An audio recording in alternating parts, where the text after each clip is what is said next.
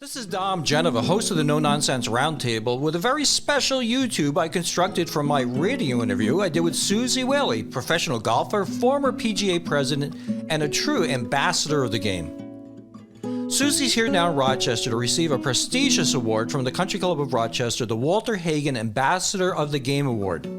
This award is given to an individual who promotes the game of golf to the youth of America. Of course, there's golf, and then there's golf. Golf as a distinguished professional sport that you'll see players striving to make a career out of competitively playing the PGA Tour. Then there are professionals who enjoy teaching golf at golf clubs. But there's also the other side of golf. The culture of golf as a way of sharing an experience with people you care about, no matter how you score. With golf, you can participate as well as watch, and the older you get, you can still enjoy it. I don't think there are many of us who want to be professional athletes, but there are plenty of people who want to have an enjoyable game of golf. The story of golf is particularly relevant in my life as my dad was a golf pro years ago before you could make any money at being a golf pro. He was born in 1910 and worked as a caddy master, assistant pro, and then pro at a club close to our home. Back in those days, club professionals didn't get paid all that much, and he had a family to support, so he took classes at night to become a civil engineer. But he never gave up his love of golf or his involvement with it. He used golf to bond with people. He used golf to make friends. And he used golf to mentor children. He did this throughout his life. I have fond memories of my dad and I going out after dinner on long summer evenings to play maybe 3 or 4 holes. 3 or 4 holes, he would bring only 3 or 4 clubs. I mean, that's how good he was.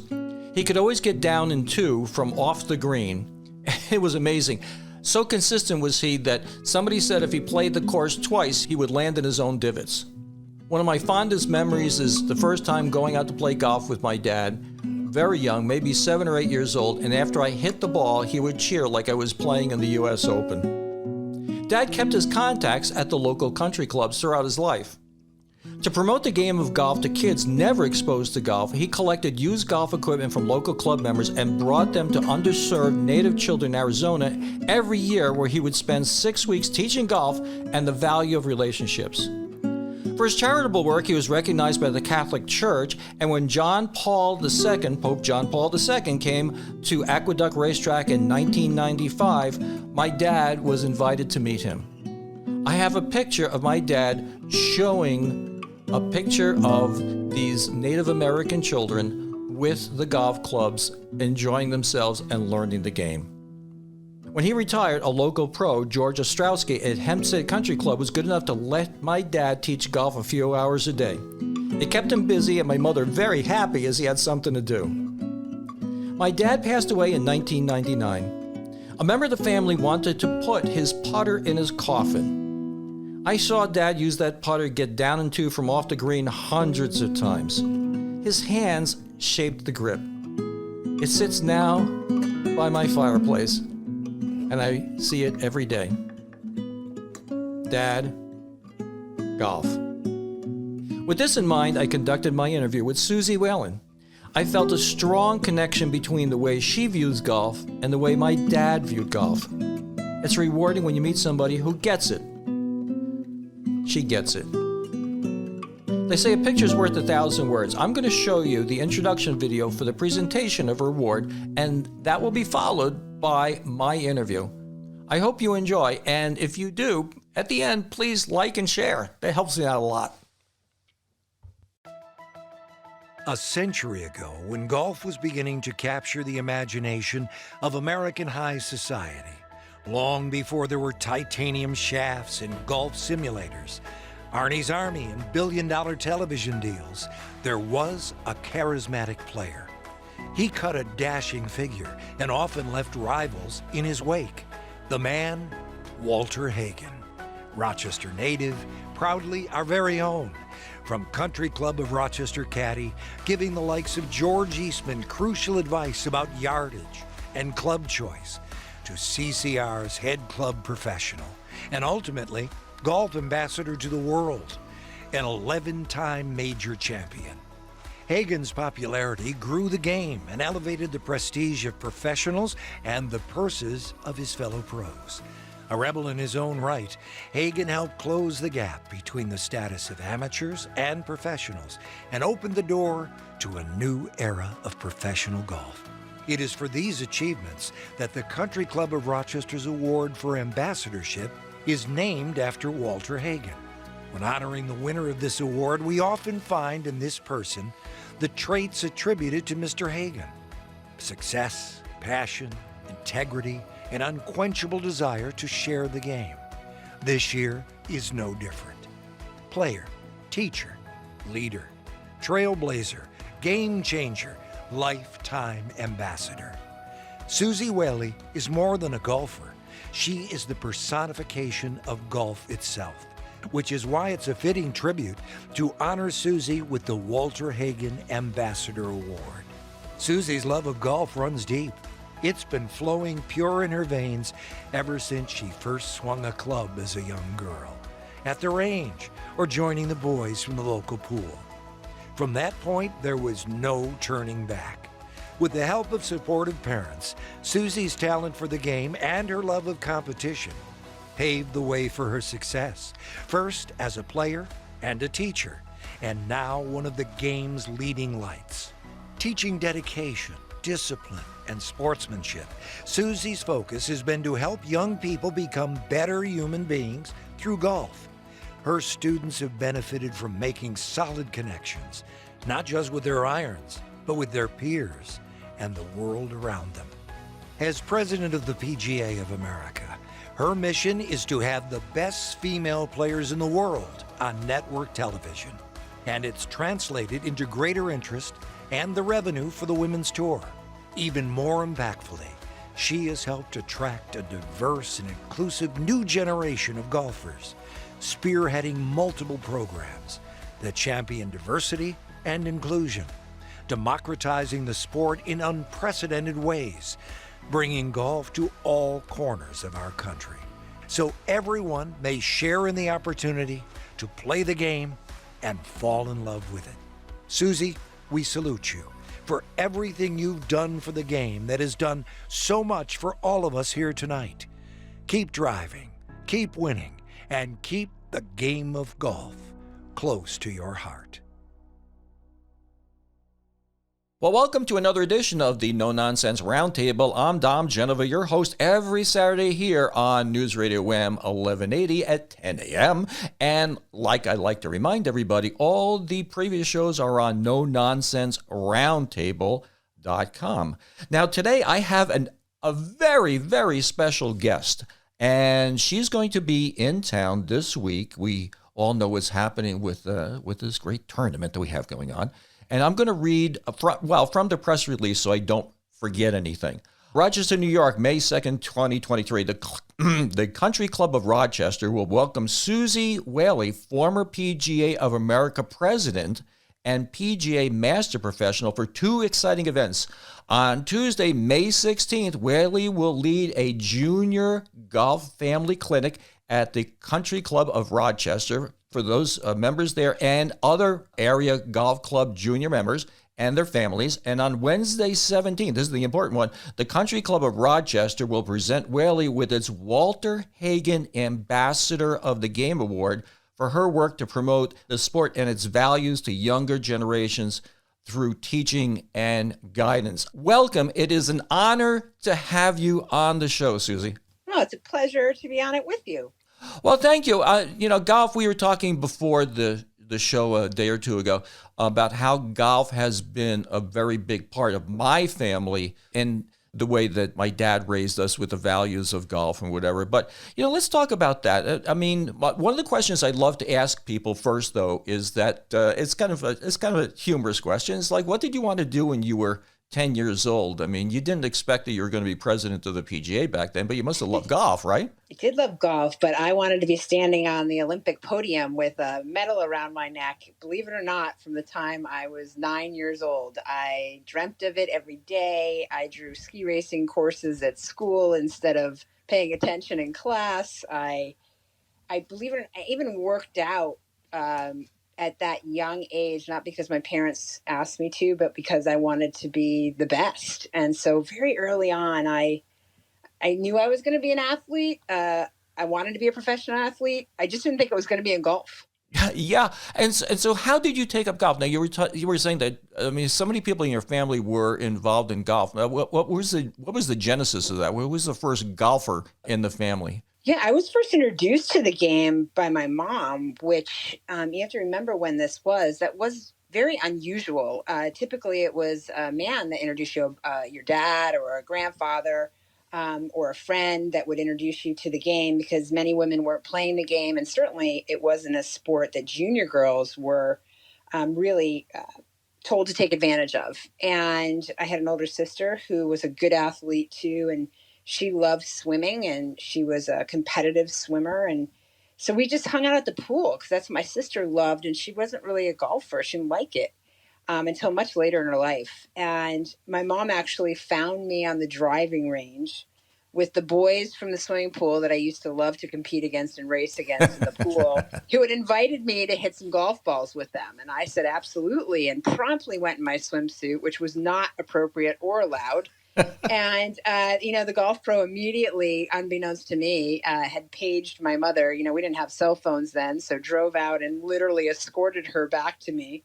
And you can imagine my mom's game interrupted. She loved golf. She could have absolutely been completely annoyed and aggravated with me, as most parents would. And instead, my mom was a professor, a teacher. Instead, she used this as a coaching moment. I didn't know it then, obviously, until I was much older, what my mom had actually blessed me with. But she looked at me and said, do you like this? She didn't say, you know better. She didn't scold me in front of the golf professional. She didn't scold me in front of my friends. She just asked me if I liked it. And I said, I love it. I can't get enough of it. And my mom said something to me like, well, let's get you an outfit. That's really, honestly, I know it sounds corny and dramatic, but that was the trajectory of my golf career, but also tells you so much about the household I grew up in. Well, that's the thing about golf. There's golf and there's golf. There's golf, which is the competitive nature of a game where people try to win and dominate a group of other people so they get a trophy. But golf is also a way of reaching out to family, friends, building relationships and whatever. I mean, isn't that really the whole idea, behind your passion for encouraging young people to play golf? It is, because if I look back at it and think about my, early years in the game, as I said, it was very restrictive for girls. It was just a sign of the times, and we've come a long way. We still have a long way to go, but then you didn't have a lot of chance to get on course. So when I did have chances to get on course, it was one-on-one time with my mom. Wow. And I cherished that. It wasn't about, yes, I was this competitive athlete that always wanted to do well, but my perception of good was very skewed to today's perception of what good is. If I remember my first 9-hole round, I shot an 86, and that's almost a 10 on every hole, right? So in today's environment as a youngster, I'm here to tell you, because I've been around it. I have so much experience around families within the game. That would be ridiculed. That wouldn't be, you're not good enough to be out on that 9-hole course. I brought that scorecard home. I signed it with my name on the bottom and brought it directly to my grandfather and shared it with my grandfather to tell him that I broke 10 on every hole. And I remember it like it was yesterday.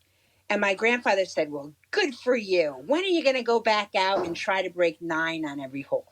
And I'm just here to tell you, I wish parents would really take heed. I wish coaches would take heed to that, because as I developed, it was because I wanted to get better. It wasn't because somebody was putting a limit on me, or somebody was telling me I was supposed to beat somebody, or I wasn't good enough, or I didn't belong.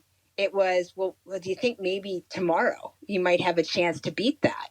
Which spurred me to want to be really good. But my really good was in little small successes. And my first 18 holes, I shot 122. And I thought I was, the cat's meow. I thought it was just fabulous. And by the end of that summer, I shot an 82. Wow. So at the end of the day, there's You shaved 40 strokes off your game. 40 strokes off my score in a summer. And so, you look at people learning any sport. It could be music. It could be art. It could be whatever you're trying to be passionate about in your household.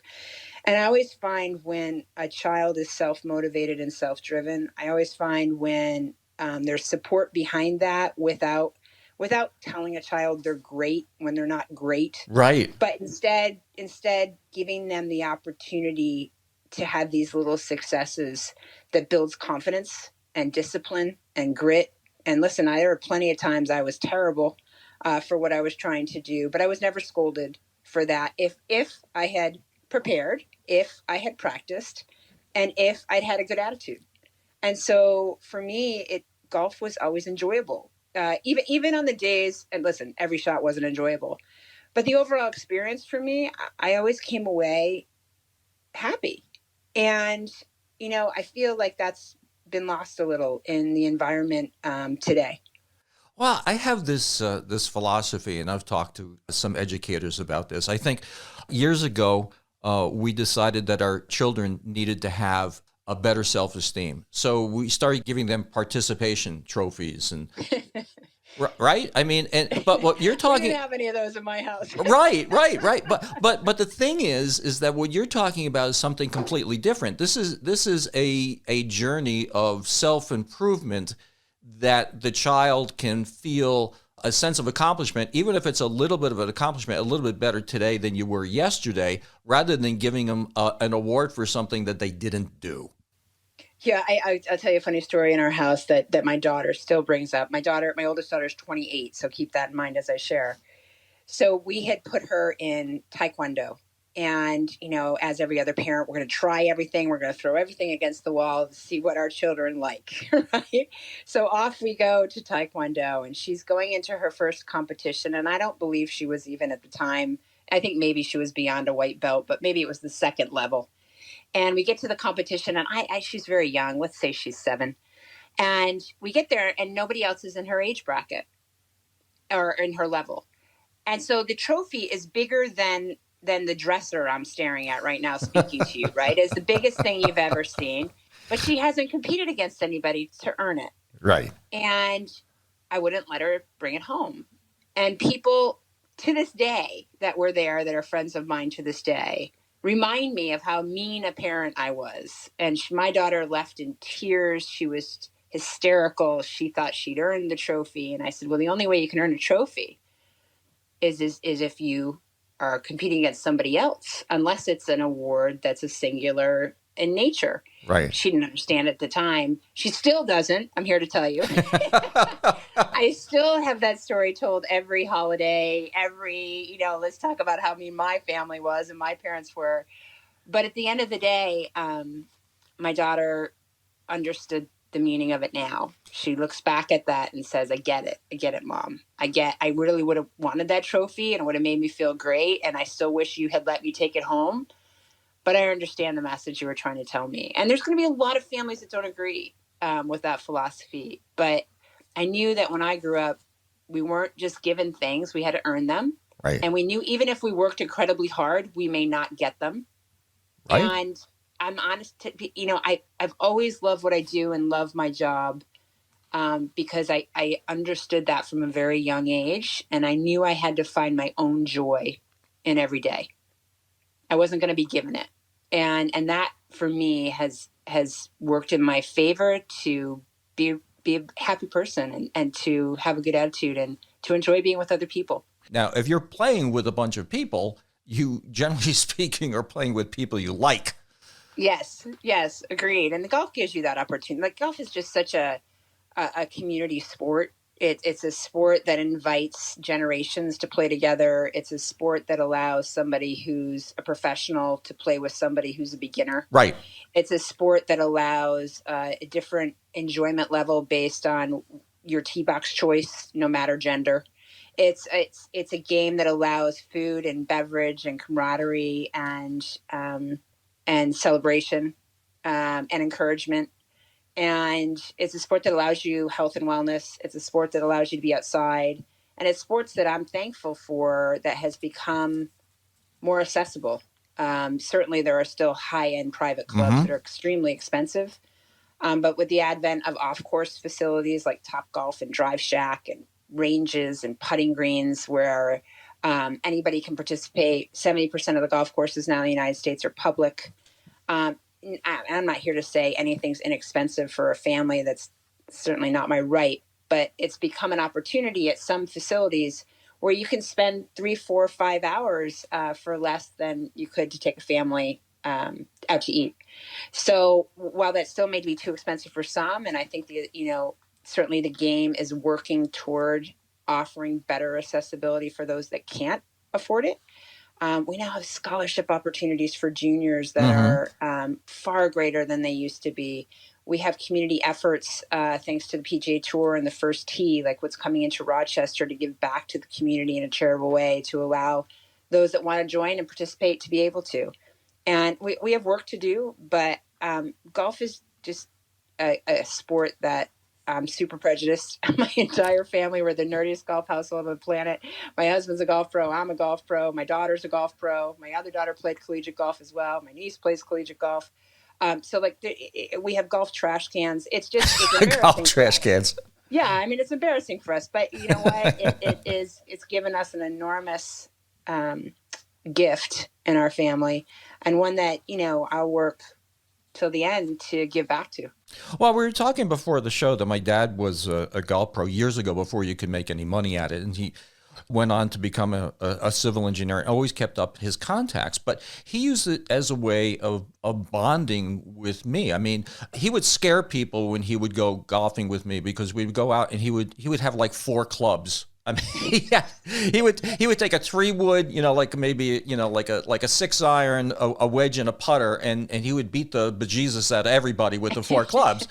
And the word of my dad, he was a small guy, but the word of my dad is he was so consistent that if he played the course twice, he would land in his own divots. And but it was a way of my dad bonding with me, and that tradition of bonding with a child, it's hard to accomplish sometimes. You could do it at a baseball game and sit next to your kids and talk to them about the day, and there's so many other things. You can go bird watching or camping or something, but golf is certainly a great way to do that with your children. Oh, absolutely. And my children never let me forget the day they beat me. That is something that Yes. they love to try to do. And, I, of course, the competitive person I am, had to pretend like I was happy for them.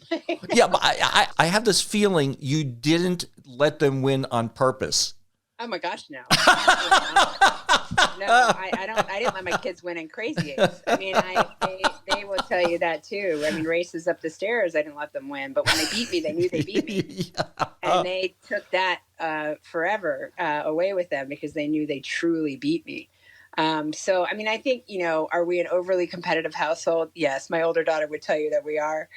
She says we're no fun to play golf with. She's the fun one to play golf with in the family. She likes to enjoy it and, helps people search for their golf balls, where the 3 of us are probably singular of mind, focused on ourselves. But we, as a family, I would, my favorite moment in time was the first day my daughters were carrying their own clubs, and my husband and I were walking behind them carrying ours. And, yeah, we knew we wanted our children to play, but their choices were 9 holes or 18 holes. And the day they were out there with us, just, missing and hitting a great one and missing again and high-fiving when they hit a better one. And I don't know, it just doesn't get better than that.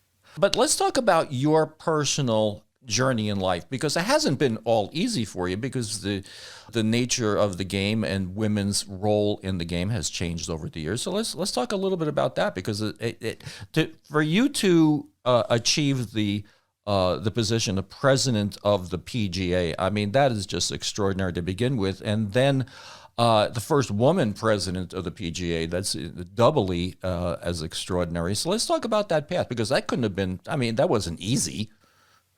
No, my career has been anything but linear, and multiple failures along the way. I would love to meet somebody who hasn't had that happen. Right. I think, the world where we would like to tell everybody, especially with social media now, that everything's perfect and wonderful, and that's just not the way it goes. But so when I graduated college, I went straight out on the LPGA tour, and I was going to go to law school. And I told my parents the summer after I graduated from the University of North Carolina that I had made a different choice. I had played in 2 events as an amateur in professional events on the women's tour and played well. And I decided out of the blue, I had never, ever discussed turning professional in golf. I had never really had the conversation whatsoever with my family or my parents, and literally sat them down and said, you know what, I've decided not to go to law school. I'm going to go to tour school. And tour school is a couple of events where you try to qualify to get status on the LPGA. So you go to a tournament, you have to place in the top portion of that event to move on to the next tournament, which you have to place in the top portion. And then you go to a final where you have to do the same. And then if you come out within the top 20, you get your tour card. Very, very difficult to manage and get through. And my parents, my mom, again, my dad was an amazing dad, but my mom was always the one that would speak up. And she said, well, I think you can always go to law school. So if this is something you want to do, you should try to do it. And my father said, you're going to do what? So, off I went to tour school with my mom in tow, and we got through it. And I went out on tour, really thought I was something special because I had my tour card, didn't work very hard, tried to rely on my athleticism, which I had a lot of it, but so did the other 143 women that were on the tour. And they worked a heck of a lot harder than I did. I made 3 cuts. I made about $2,500. $2,500. $2,500. And promptly got fired. When you lose your card, meaning you didn't play well enough to keep it, we call it losing your card. The translation is you got fired. And, I thought it was the end of my world. I was hysterical. My life had ended. How could this possibly happen to me? And, I didn't work hard enough. It was totally obvious that other people were working harder than I was, and I took it for granted. And I enjoyed it, and I never would trade it. But it was the best thing that could have happened to me, that I lost my tour card. I can say that now, simply and easily, from the seat I'm in now. Then I thought it was devastating. And, I think my parents thought I would go back to law school, and instead I didn't. Instead, I took a waitressing job at night to pay my bills and to be able to practice and play during the day to try to gain my tour card back. I met my husband during that period of time, who wasn't my husband at the time, but that's when we met. I wouldn't probably have met my husband had that not occurred, who I've been married to for 31 years.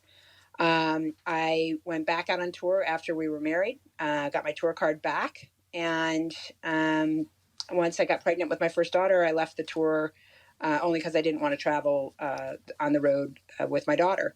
So, there were a lot of blips in that 2-year period. There was a lot of hard work. There was a lot of questioning of what the heck I was doing with my life. And, I think sometimes it just makes you stronger, and it makes you work harder. And again, easy for me to say now. It was really hard and really difficult then, even more difficult to go back on the tour and not be home. Yeah. But after I left the tour and had my first daughter, I went on to a coaching and teaching career, which I fell in love with. So that was a great decision. But when I left the tour, that was hard too. I'd worked so hard for so long, and I knew I had to make a choice for me and my family, and that was hard. So, I tell you this not to have anybody go, oh gosh, that's too bad. It's just, it is what it is. And you face it, and you make decisions together, and you make the decisions the best you can in the moment you're in them. And then you work hard for what you want to accomplish after that. And so once I coached and teached, and then we had our second daughter, I wanted to get competitive again. I wanted to play competitive golf again. And the way to do that was to join. I wasn't going to go back on tour. So the way to do that was to join the PGA of America, because they afforded you the opportunity to play locally against industry professionals. And I was very keenly interested in that. So that's why I joined the PGA of America. People ask me all the time, was it to become president? I'm like, absolutely not. It was to be my husband. And he was a PGA member. And once I started playing in events, I met incredible professionals who became friends, who mentored me, who helped me with my business. I became a head golf professional at the time. And we just met great people who invited me to be part of the governance process. Many of them were in governance locally and asked if I would join a committee. And that's how my governance career began, is just being invited to the table by men to participate and offer my perspective. And I ended up enjoying it so much and enjoying being around the people I was around in the PGA of America that it just grew into being on a local board, which grew into running for the national board, which then grew into running for national office. Yes, it was incredibly difficult. We're only 4% female. 4% female. My Lord. Welcome back. We're listening to Suzy Whaley, who is going to be in town this week. She's a former president of the PGA and here to receive an award. But before we talk about the award, let's talk about the whole idea that you were talking about your path in life. And it seems like I want to make this point before we go on any further. This, not to sound like I'm butting up, but this winner's attitude from interviewing people on this show, I find that there are people that they get to the point where they see a mountain, they go around the mountain, through the mountain, blow the mountain up, whatever it is, they go. Sometimes you got to go backward to go forward, and you losing your PGA card seems like it was just one of those moments. You're going backward to go forward, but you don't let it get you down. You just do what you have to do. Yeah, I know exactly right. I mean, when I was in the LPGA, I loved it. I got caught up in the, drama of it all, signing autographs, people, thinking you're amazing when you're not. I've never had that happen.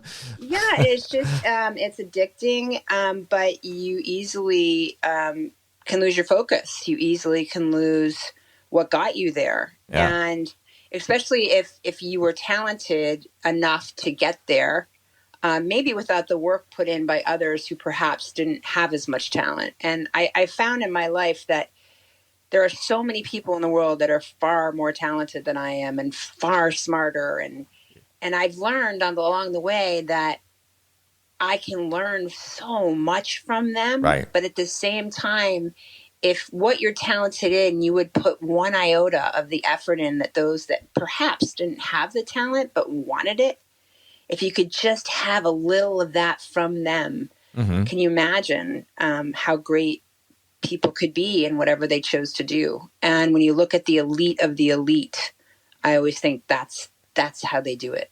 Yep. It may be not necessarily that they were the most talented in every discipline, but they figured out what it took to be the best.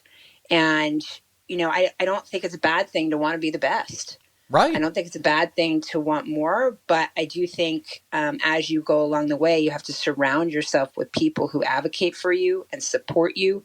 You have to be a constant learner. You have to be okay with failure, and you have to not get scolded for making mistakes, because then that creates fear, and fear is a barrier to improvement. Absolutely. So it just is a matter of deciding how you want to live your life. And it doesn't mean everything's always rosy. It certainly is not. No. It doesn't mean everything you put into it, you're going to get out. It doesn't mean just because you set a goal, you're going to reach it. But I'm here to tell you, if you don't set it, you're not going to get it. Right. And just because you fail at something doesn't make you a failure. No, you might feel like you are in the moment. And, right. And I also think that that's okay. Yeah. Like I think we've put this grandiose, I don't know what to call it, but this world where we have to pretend like we're not upset or we're not afraid or we're not angry or, everything has to be perfect all the time. It's just it's not reality. It's not. And you know what? It's okay to be nervous, because if you're not nervous, it doesn't mean enough to you. It's okay to be fearful, but how are you going to turn that fear into positive energy? It's okay to not want to step out of your comfort zone, but how are you going to get comfortable being uncomfortable? That's what we're all trying to do. And I do it by having others help me. I do it by surrounding myself with people who are positive. Yeah. I do it because I wake up every day knowing that there's something in my day that's going to make me joyful, and man, I'm going to find it, because there's going to be a lot of crud along the way. Right.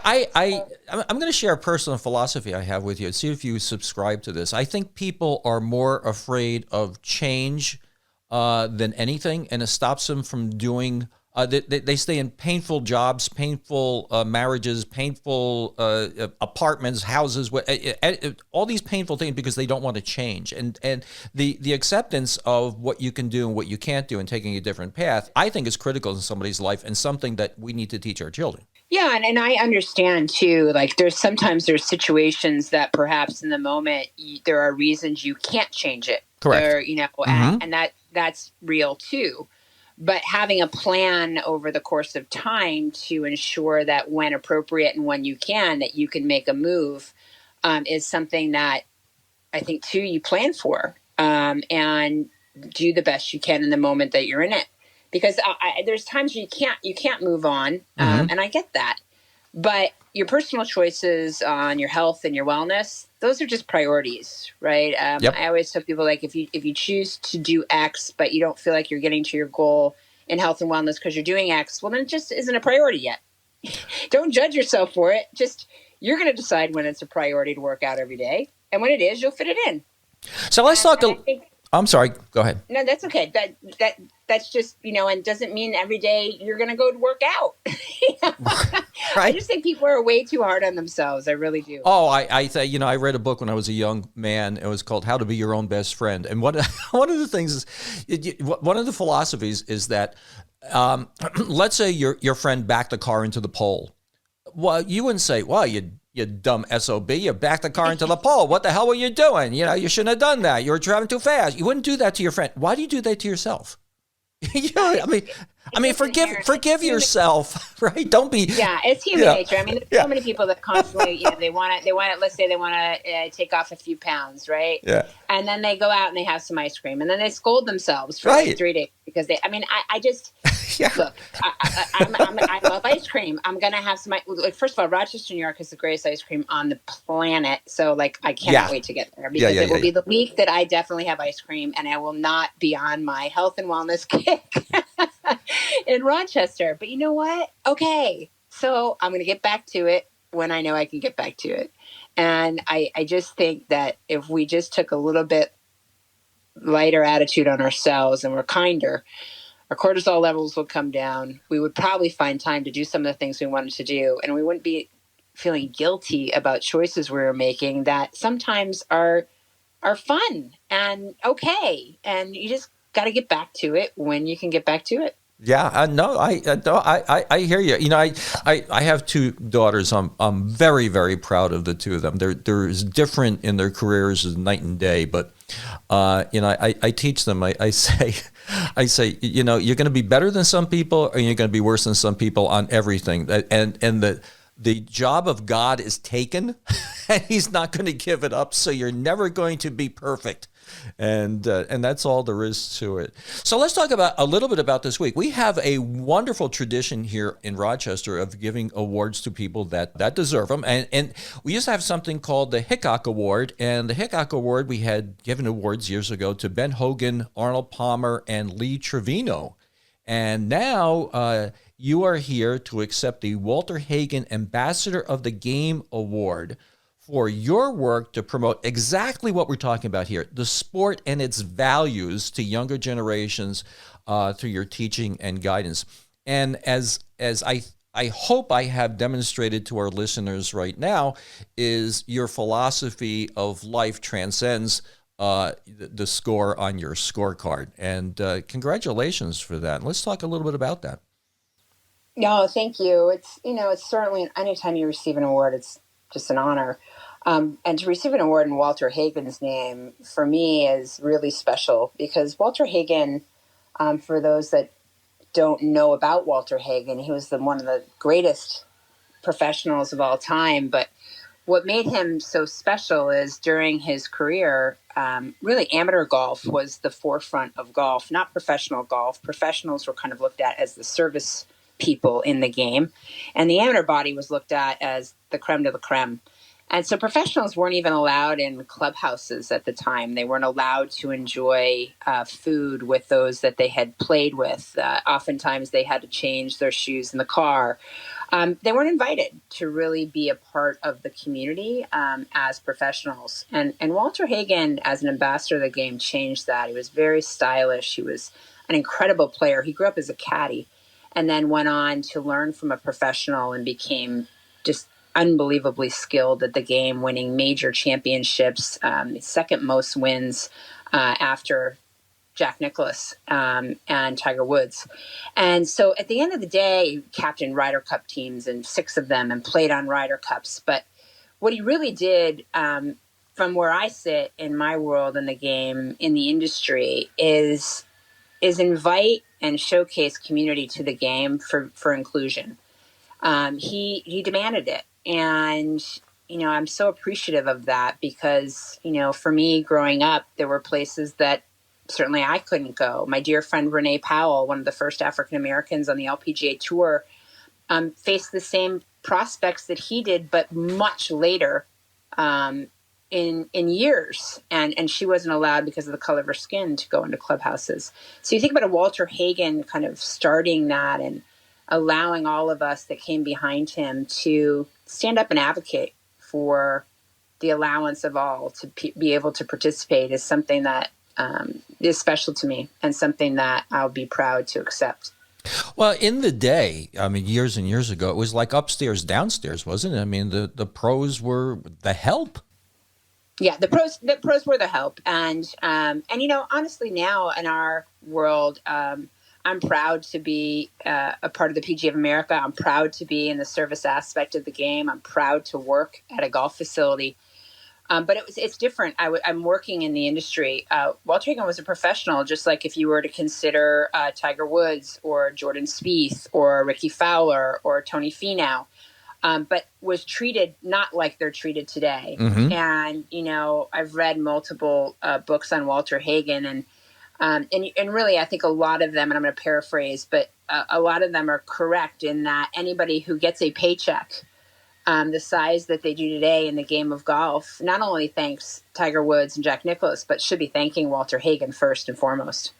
So the event is on May 17th, which is your award. But on Tuesday, May 16th, let's talk about this clinic that you're going to have. And am I too old to come to that? No, absolutely not. You're welcome. I'm happy to do this at the Country Club at Rochester. We're going to do, we're inviting the juniors from the facility and juniors from the town just to come out, and we're going to chat some golf and hit some shots and just talk about the road of junior golf. And for the parents that are there, hopefully give them support and guidance. As a golf parent myself of two daughters, I understand the trials and tribulations of trying to raise a junior golfer, and especially a happy junior golfer. I think too, my goal always at these events is to ensure that those that come, no matter their ability, understand the opportunity to play the game for a lifetime. And yes, there may be one or two in the crowd that go on to someday play in a PGA championship or an LPGA, the KPMG Women's PGA Championship as a LPGA player. And that would be fantastic. But we all know 1% make it to that level. And so, let's talk about the opportunity golf provides beyond college scholarships. Let's talk about the opportunity for health and wellness and family and business in their future and being able to participate and to be able to do it as long as they possibly can in their lives. And that's really the message I'm hopeful to get across. We'll also teach some skills and so kids can feel good about their games and about where they're going. But it'll really be more a day of enjoyment, a day of fun, and a day of sharing stories that I think the parents will enjoy too about, watching your child three-putt numerous times and having to smile and say, it's okay. Well, one of the things that you're going to, I'm sure, enjoy at your, I guess we call it an induction ceremony or award, is that there is a fanfare. It's going to be called Tea Time and is going to be premiered at your award ceremony on the 17th. Oh, that's really cool. Yeah. I'm just excited for it. I've got some friends. My husband will be in tow with me, which will be great. And some dear friends of ours from Rochester, from the Country Club of Rochester, actually, Ron Pluta, who's the general chair of the PGA Championship. He's really taken my daughter in as she tries to compete on the mini tour when they swing by Rochester. It's a neat place, and Rochester has always just welcomed me, my family. I grew up in Syracuse, New York, and it's just exciting time for me to be able to celebrate with people in the community that I'm familiar with and who are actually valuing and respecting my career. It's truly something I'm looking forward to. Let me ask you a technical question or two, okay? So you're teaching golf. My dad tried to teach me golf, and we would spend wonderful times together teaching golf. And what is the most important thing, technically speaking? I'm not talking about culturally and bonding with people. What is the most technically relevant thing that you go over with people when you teach them golf? Yeah, just balance. Something very simple. I'm a very simple coach. I believe in great posture, good address position for your biomechanics, for you, because not everybody is the same. And being able to maneuver your arms and your lower body in a way that you can keep your balance. And when that occurs, oftentimes you'll be able to hit the ground in the same place every time, which makes golf a heck of a lot more fun. Yeah. My thing is that, I'll play golf and, I'll have, maybe a par bogey and then a 15. And then I have 15 more holes to play and it's like, where's the beer? Yes. Well, you know what? That's not unusual. People keep their focus for a couple holes and then they lose their focus. And then a couple bad shots later, they think, why am I still out here? But I always tell people, again, like just, when you go bad or when you're making that 15, typically you're going to go quicker. You don't realize it, but you do. You got to take a deep breath and then take a practice swing and just try to hit a very specific piece of grass. And when you can hit that piece of grass a couple times in a row, you'll be able to hit the ball again and you'll clear your head and keep at it. Well, I like your philosophy. I learned something from everybody I interview. I think I've done maybe 230 interviews so far. I learned something from everybody. And one of the things that you said earlier is you're really competing against yourself. Do a little something better than you did before. And even if you have a worse score, you can say, well, you had a better putt or you had a better chip. Something like that you can hang your hat on where you feel like you're making a little bit of progress. And I think that's a pretty good lesson to learn. No, it's so true. And if you think about golf has so many variables. There are many other things that you could be doing that don't have this many variables. And in golf, you think, well, I can't control the weather, right? That's a variable. The ground complex is always different. It's not flat. The grasses are all different based on the course that you're actually playing. Each hole is different in direction. So sometimes you're going north, sometimes you're going south. So the wind is changing all the time when you're playing the game. You have 14 different clubs, so that's not even the same, right? Every time you make a swing, it's not with the same piece of equipment. And people are really hard on themselves. And if you think about all those variables, and then every shot that you learn with all those variables, you could be overwhelmed. And instead of being overwhelmed, take your father's advice. Mm-hmm. Take 4 clubs out if it's too hard to manage. And then you only have 4 things to manage in when you're thinking about what variables you're going to put into play. And then just little by little, get a little better at something. And when that happens, to your point, you know what? You walk in the clubhouse and somebody said, what'd you shoot? Right? And I always say to people, that's kind of the worst question you could ask anybody. Mm-hmm. Because literally you're just telling them the only thing that makes sense about your day, whether it was good or bad, is the number you're going to throw back at me right now. Instead, I always say to people when I see them, if they're super competitive like I am, yes, I'm going to say, what'd you shoot? Because I know that matters. But if they're not this competitive and they've never really played 18 holes, I'm not going to ask them what they shot. I'm going to say, what was your best hole today? Mm-hmm. What club did you love hitting today the best? What putt just made your whole day? Because then people can remember that versus, oh my gosh, I shot 110. I played with 2 people that shot 85, and now I know I'm terrible at golf. No, you're not terrible at golf. Not even close to terrible at golf. So I just think we have to kind of rethink the way we're addressing ourselves and the game, put it in perspective, and then come up with a few things that you loved about the day. Maybe you loved absolutely nothing about your game, but man, the golf course was spectacularly beautiful. At my father's eulogy, I said, my dad always told me I should play more golf. And I took that to mean I should have more friends. And part of the reason for this radio show is to do that, is to make more friends.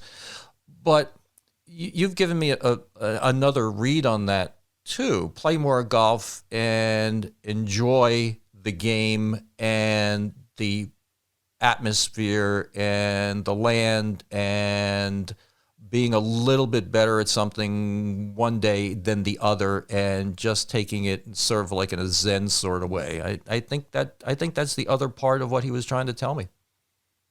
I think he was too. Yeah, now I'm like tearing up, which we can't. my it's my dad. I love my dad. What a great. He taught me some very good values. Okay, so let's do something. Let's do a little filler here. Let's say tell me somebody that you met that made an impression on you. Anybody at all for anything at all. Nancy Lopez. Okay. Nancy Lopez is a professional golfer, World Hall of Famer. Met her at the Corning Classic when I was 12. And she was a rookie on tour that year. And I had never been to a tour event before. I had never seen professional women golfers. And I was enamored. And I ran underneath the ropes, which you're not supposed to do, up onto the putting green to ask her for her autograph. And she looked at me and smiled. She gave me her autograph. She signed everything I had, my hat, my golf ball, my pairings pamphlet. And she said, I think you'll probably get more autographs if you stay on the other side of the rope from now on. And I'll never forget it. And it made this enormous impact on me because I watched her talk to people and smile at people and love her job and revel in the moment and take a moment to give a young girl an autograph when she was trying to prepare and get ready to go play and win a golf tournament. And so for me, it was an incredible moment. And I never forgot it. Anytime I've ever been asked for an autograph, I flash back to that moment. A moment of grace. It sure was. So moving through your chairs as a director of the PGA, what's the most fun you ever had doing work with the PGA? Oh my gosh, that's way too hard a question. We had a lot of fun. I think for me, probably the most fun was being at Sahali at the very first in 2015 KPMG Women's PGA Championship, because it was the first time ever the PGA of America was hosting, alongside of KPMG and the LPGA, a women's major. And we had worked incredibly hard to do that as a part of when I was on the board of directors, because if you looked at our docket, we had a glaring hole in the women's game. And we were talking about inclusion and getting more women to play golf and how are we going to do that, which not just me, but others in the room said, well, this doesn't make sense. Why wouldn't we be supporting the best female golfers in the world if our mission is to invite and include all women to be a part of the game? How can we not host a major for the LPGA? So I think that for me is something that I cherish that happened. But also, I would tell you, being around our members and watching what happened and how they handled themselves during COVID. The pandemic certainly wasn't fun. There wasn't one part of the pandemic that was fun. 29,000 members. I was president at the time, had lost their jobs overnight. Oh my! As many industries had. And I knew many of our professionals, weren't well off. I mean, being a PGA professional, it's a lot of hours and a lot of time, but it's often a passion career as well. And we're in the service industry, and I knew their families were going to struggle, as did the rest of our board and our team. We worked tirelessly every day with government agencies to get golf courses to reopen, because we felt golf could be played responsibly during a pandemic, since it was outdoors and people could be separated while they played the game. So we fought very hard for that. What I saw then as, maybe, I think people might not describe this as fun, but for those of us in the game, it was hard work, but it was such gratifying work, because I watched those 29,000 members create happiness for people in a world that at the time was very frightened and scared. And the golf industry has exploded because of that. We had our members working every day at golf courses with far less staff and far greater numbers because it was the one thing people could do. So golf pros were working 7 days a week, nonstop amidst the scare of getting COVID to create happiness for others. And so for me, I think I'm most proud and happiest about that because, everything that we do, I saw how great PGA professionals and LPGA professionals are in the industry. And I saw the hearts that they had for others. And it gave me great joy and happiness. Well, Suzy, we're running out of time, unfortunately. I feel like I could talk to you for another hour or two, but I'll see you on the 16th. I'm not going to ask you to correct my swing. I'll see you teaching the young people, and then on the 17th for this well-deserved award. And like I started the conversation today, there's golf and there's golf. There's golf as a game. There's a golf a way of bonding with people and sharing an experience. And you certainly have a expertise and a passion for both. So thank you for coming on the show. I'm looking forward to seeing you for that very well-deserved award this week. And, I'd like to have you again sometime. That sounds great. It was a delight to be with you, and I'm really looking forward to it. Well, thanks for listening. And it's fitting that our exit music is going to be the fanfare that's going to be used when Suzy gets her award this week from the Country Club of Rochester. It's called Tea Time, and it was composed by Aaron Feuderer, and here's a bit of it.